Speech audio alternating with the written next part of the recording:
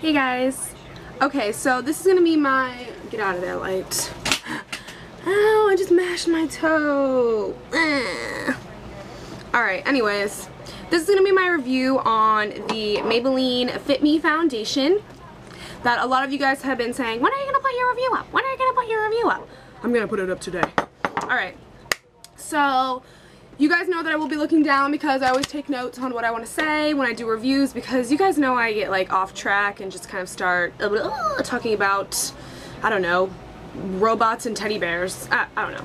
But you guys know I get off track, so I don't want to. So basically I'll just show you the two colors that, whoa, no, that's not working. What's the point of a backdrop if you can see behind the backdrop? Okay, backdrop, problem evaded. Okay, so the two colors that I got in the foundation were 230, and I think that they're just numbers, like they don't have, oh no, they do have names. Okay, so this is 230 Natural Buff, and I also got 310 in Sun Beige. So they look pretty similar to each other. This one just looks a little bit darker, which it is. And I also picked up a FITme concealer, and I picked this one up in medium. So these are the three that I picked up. I didn't pick up any of the powders or the blushes just because I don't really, like, the powders that I use all the time, and basically the only setting powder that I use is like my HD Forever powder or my like NYC powder foundation. Those are the only two that I use because like I said, I don't really like powders, which I should, because I'm an oily little monkey. Maybe I should get on that powder bandwagon. Okay, whatever. So basically these foundations are too legit to quit. Yes, I say that in my videos, but that's how you guys know that I like products, when I say they're too legit to quit. So too legit to quit. Okay, so basically, okay, so I have oily skin. If you have oily skin, you're definitely going to want to apply a mattifying primer before you use this foundation.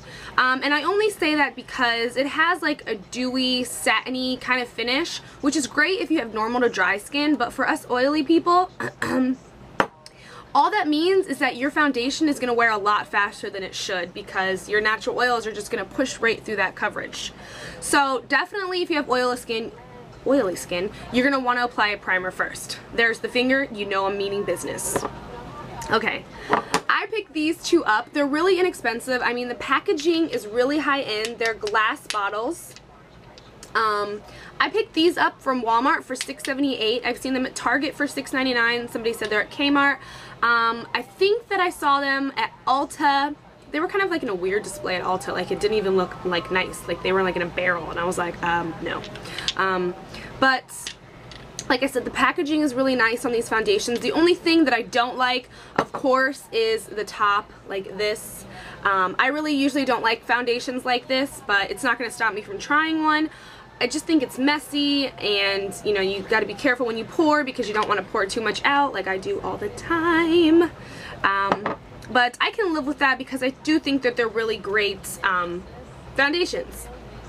Now, when I was doing research on them to do this review for you guys, it said that there was 18 shades, but when I went to Walmart, I went there yesterday, not to pick these up, but I just looked at the display again, and there's only 12 shades, so I don't know if they're going to come out with more shades or what, but I only saw 12 shades. Like, there's light, medium, and dark are the three like columns that they have, and then there's 4 shades of each foundation in those categories. So to me that's only 12, right? 4, 8, 12. Okay, just making sure I know how to count. La la la. All the shades do have coordinating blushes, concealers, and bronzers to go with them. There's 12 bronzers, there's 6 concealers, and there's 12 blushes, 3 bronzers, and 6 concealers. Okay, so back to the foundation. Like I said, I think I just said this a second ago, I don't know, because I edit all over the place, and I film, and I cut, so I don't know if I said it already, but I'm gonna say it right now.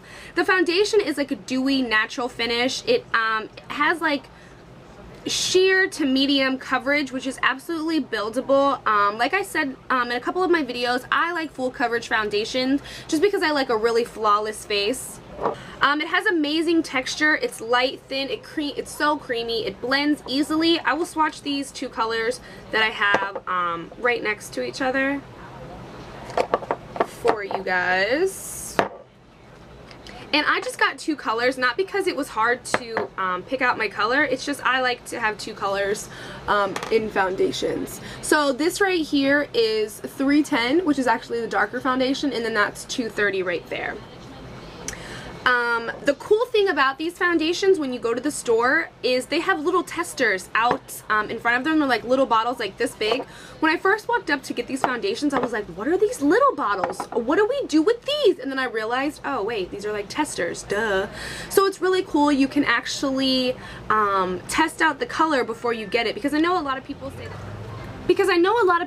They have trouble picking out like drugstore foundations because, you know, you can't test them out in the store and yada yada yada.